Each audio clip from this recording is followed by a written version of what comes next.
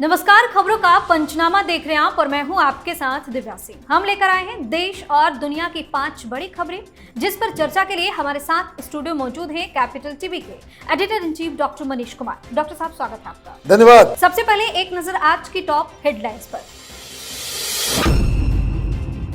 राजस्थान में जमकर गरजे पीएम मोदी, कांग्रेस को बताया अस्थिरता का प्रतीक, कहा आपका सपना मेरा संकल्प।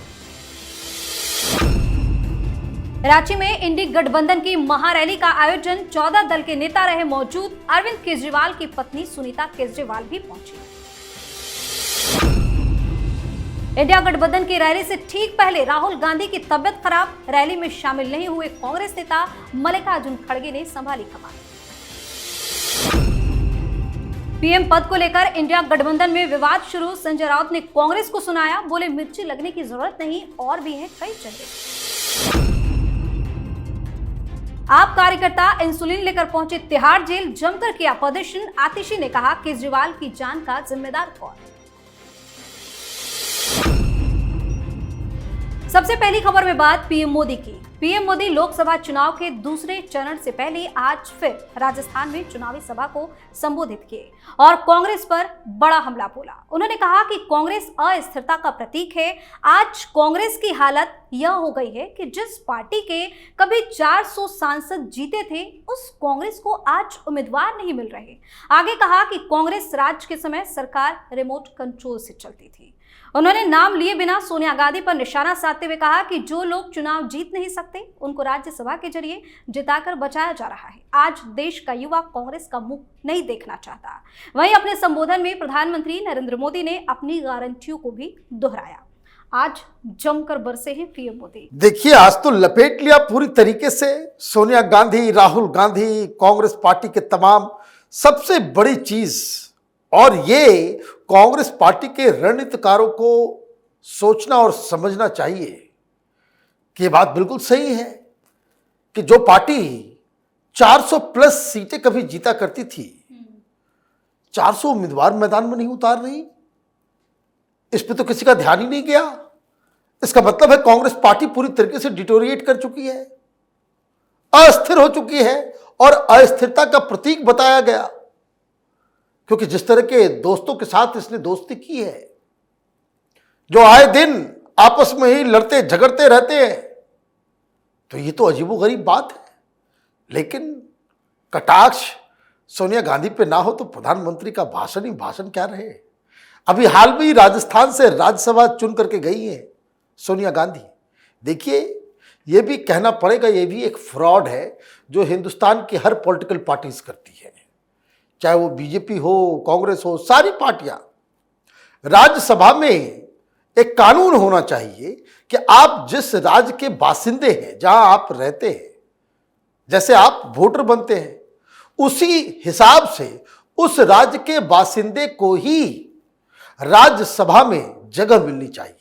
ये हेलीकॉप्टर से बाहर से उतार करके ये जो राज्यसभा भेजने का जो प्रचलन चालू हो गया है, ये हिंदुस्तान के लिए अच्छी बात नहीं है। तो खैर, ये तो अलग बात हुई। लेकिन प्रधानमंत्री मोदी ने सोनिया गांधी के राजस्थान से राज्यसभा सांसद बनने पे उन्होंने कहा कि भाई अब ये लोग चुनाव नहीं जीत सकते, भाग रहे हैं, वायनाड से भी भागेंगे ये लोग। तो ये तमाम तरह के जो आरोप प्रधानमंत्री मोदी ने जो आज लगाए हैं, जवाब तो मिलना है नहीं। क्योंकि भारतीय जनता पार्टी से कोई लड़ता हुआ नजर नहीं आ रहा। कांग्रेस पार्टी लड़ नहीं रही है और इसलिए वोटिंग परसेंटेज भी बहुत कम होता जा रहा है। जी, अगली खबर में बात इंडी गठबंधन के रैली की। दिल्ली के बाद आज रांची में इंडी गठबंधन की बड़ी रैली हुई। जेएमएम की ओर से प्रभात तारा मैदान में उल गुलान न्याय रैली का आयोजन किया गया। इस रैली में इंडिया गठबंधन में शामिल कई दलों के नेता ने भाग लिया। वहीं सुनीता केजरीवाल भी रैली में पहुंची और कहा कि वे अरविंद जी को मारना चाहते हैं, उन्हें सही से दवा नहीं दी जा रही। वहीं संजय सिंह ने रैली में सुनीता केजरीवाल और कल्पना सोरेन को वीरांगना बता दिया। बता दें कि दिल्ली की रैली में अरविंद केजरीवाल की गिरफ्तारी को लेकर बड़ा मुद्दा बनाया गया, तो रांची में हेमंत सोरेन की गिरफ्तारी को लेकर आवाज उठाई गई। आज तो रैली में गजब हो गया। देखिए, चोरों को बचाने के लिए आप रैली करोगे और देश की जनता का समर्थन आपको प्राप्त होगा, ये किस तरह की मूर्खता है, ये समझ में नहीं आ रहा है। आग के सामने आपका दुश्मन है भारतीय जनता पार्टी, उससे आपको लड़ना है। वो हर जगह पोस्टर लगा करके चल रहे हैं कि मोदी भ्रष्टाचारियों को जेल में डालते हैं और विपक्षी जेल से बाहर निकालने के लिए आंदोलन कर रहे हैं। आप तो प्रधानमंत्री के कैंपेन को बाकायदा उसको लीगलाइज कर रहे हो, उनको तो आप वैधता दे रहे हो कि प्रधानमंत्री सही कह रहे हैं। ये वक्त है, लगा दिया जेल के जंजीरों के पीछे जो है दो भ्रष्टाचार। अरे भाई, कोई आंदोलन करते हुए जेल में डाला गया इन लोगों को, गरीब की आवाज को उठाने के चक्कर में उनको जेल में डाला गया, चोरी के आरोप में डाला गया है कि मुख्यमंत्री रहते हुए तुम लोगों ने लूट खसोट की है इसलिए जेल के अंदर हो। तो वहां तो सब तो लूट खसोट करने वाले पहुंचे हुए थे, वो कांग्रेस पार्टी वाले, आरजेडी वाले, और आपस में गुत्थम गुत्थी मार पीट। उधर नेता सब भाषण दे रहा है और इधर जो है पंडाल के अंदर उठा पटक कुर्सी, जैसे उधर बाउंस कर रहा है, इधर से उधर कुर्सी, उधर से उधर कुर्सी, भगदड़ मच गई। तो भाई स्टेज पे बैठे हुए सब एक से एक भ्रष्टाचारी बैठे हुए होंगे तो कार्यकर्ता कैसा होगा? कार्यकर्ता भी तो बोलेगा कि भाई हमको टिकट दो, हमको टिकट दो, हमको टिकट दो। नहीं टिकट दोगे तो अपने लोगों को भेज देंगे, आपस में मारपीट करवाएंगे। यही हो रहा था। लेकिन एक बात कहना पड़ेगा, ये सुनीता केजरीवाल झूठ बोलने में केजरीवाल से कम नहीं है। उनको मारने की साजिश की जा रही है। खाने पे सीसीटीवी कैमरा लगाया हुआ है, खाना तो आप ही भेज दिए। वे ऐसे खाने क्यों भेज रहे हो कि जिससे उसका शुगर लेवल बढ़ रहा है? कौन मारना चाह रहा है? शुगर लेवल आप ही बता रहे हो कि मैं 380 है और मिठाई भी भेज दे रहे हो, आम भी भेज दे रहे हो। आपको लोगों की सिंपैथी तब तक मिलेगी जब आप सिर्फ एक अर्धांगिनी के रूप में जनता के सामने आएंगे। अगर आप राजनेता बनकर आएंगे तब तो बची खुची जो इज्जत है केजरीवाल की वो भी मटिया मीट हो जाएगी। जी, वहीं इंडी गठबंधन की महारैली से ठीक पहले अचानक राहुल गांधी की तबीयत बिगड़ गई। इस कारण वह इंडिया गठबंधन की संयुक्त रैली में शामिल नहीं हो पाए। बताया जा रहा है कि स्वास्थ्य कारणों से कांग्रेस नेता ने सतना और रांची में अपनी प्रस्तावित रैलियां रद्द कर दी। वहीं पिछले महीने दिल्ली में हुई लोकतंत्र बचाओ रैली के बाद विपक्षी पार्टियों का यह दूसरा सबसे बड़ा जमावड़ा देखने को मिला। हालांकि राहुल गांधी की जगह मल्लिकार्जुन खड़गे ने कमान संभाली, लेकिन राहुल गांधी के नहीं आने से कई तरह के सवाल उठने लगे। अचानक से तबीयत बिगड़ गई राहुल गांधी। अरे बहुत बुरा हो गया, ये अचानक से तबीयत खराब हो गई। सवेरे तो मैं देख रहा था कि वो कांग्रेस पार्टी के इलेक्शन कमेटी की मीटिंग में थे, सीईसी की मीटिंग चल रही थी, उसमें वो बैठे हुए थे। तब तो बड़े स्वस्थ नजर आ रहे थे। अचानक से गड़बड़ा गया सब कुछ। अजीब कहानी है। ओरिजिनल कहानी बताता हूं। पंजाब, बिहार, उत्तर प्रदेश, सारी चीजों के ऊपर डिस्कशन होना था। और जब से वो बिहार से, भागलपुर से लौट के आए हैं, वहां कांग्रेस के नेताओं ने बताया कि आपके खिलाफ ही साजिश हो रही है। ये जिसको आपने अध्यक्ष बना करके बिठाया रखा अखिलेश सिंह को, वो लालू यादव का चमचा बना हुआ है। चुन चुन के लालू यादव ने वैसी वैसी सीटें थमा दी है जहां हार सुनिश्चित है। एक आपका जीत भी सकता था, लेकिन आपको पता नहीं किसने क्या कह दिया, पप्पू यादव को आपने सिंबल नहीं दिया। वो तो ठीक लड़ रहा था। वापस लौट के आ रहे हैं। मीटिंग आज हुई, दिल्ली वालों की यहां से खबर आई कि कन्हैया कुमार के साथ मारपीट हो गई। वहां पे लोगों ने, कांग्रेसियों ने ही ठोक दिया, गाली गलौज हुई, धक्का मुक्की हुआ। बोल रहे हैं कि भाई ये हेलीकॉप्टर से लोगों को आप इकट्ठा कर रहे हो। फिर खबर आ गई, क्या वो मीटिंग खत्म, अब क्या है, झारखंड से क्या खबर आ रही है जरा बताओ, रैली की क्या तैयारी है। लोगों ने फोटो दिखा दिया कि ये तैयारी, स्टेज बना हुआ है। वहां एक तरफ जो है ग्रिल के अंदर, जेल के अंदर बंद हेमंत सोरेन है और दूसरी तरफ केजरीवाल है। राहुल गांधी ने पूछा कि ये इलेक्शन रैली है या जेल में बंद इन लोगों को छुटाने के लिए रैली है? एक तो तय कर दो भाई किस तरह की रैली हो रही है।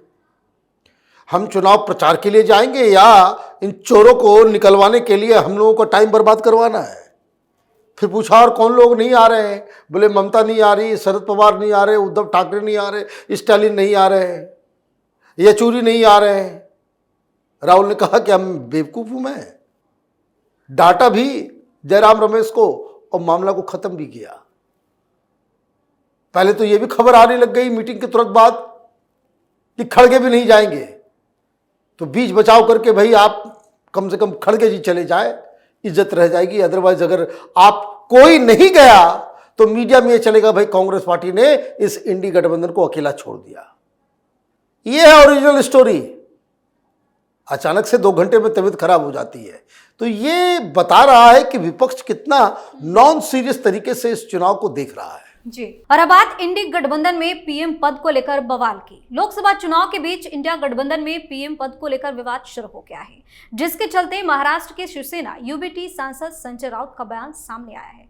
संजय राउत ने कहा कि उद्धव ठाकरे इंडिया गठबंधन में पीएम क्यों नहीं हो सकते, इसका निर्णय गठबंधन में बैठकर लिया जाएगा। उन्होंने आगे कहा कि अगर हमने पीएम के लिए उद्धव ठाकरे का नाम ले लिया तो इसमें मिर्ची लगने की जरूरत नहीं है। बता दें कि संजय राउत ने एक दिन पहले कहा था कि देश को उद्धव ठाकरे जैसे प्रधानमंत्री की जरूरत है, जिसके बाद अब संजय राउत ने अपने बयान पर सफाई देते हुए कहा कि अपनी पार्टी के नेता का नाम लेने में दिक्कत क्या है, इसमें गलत क्या है। अभी से ही मारामारी शुरू हो गई है, दूल्हा कौन बनेगा? देखिए, न कोई शादी होने वाली है न कुछ होने वाला है। 2024 में प्रधानमंत्री और सरकार के में कोई वैकेंसी नहीं है, कुछ बदलाव नहीं होने वाला है। लेकिन आप देखिए कांग्रेस पार्टी की मूर्खता।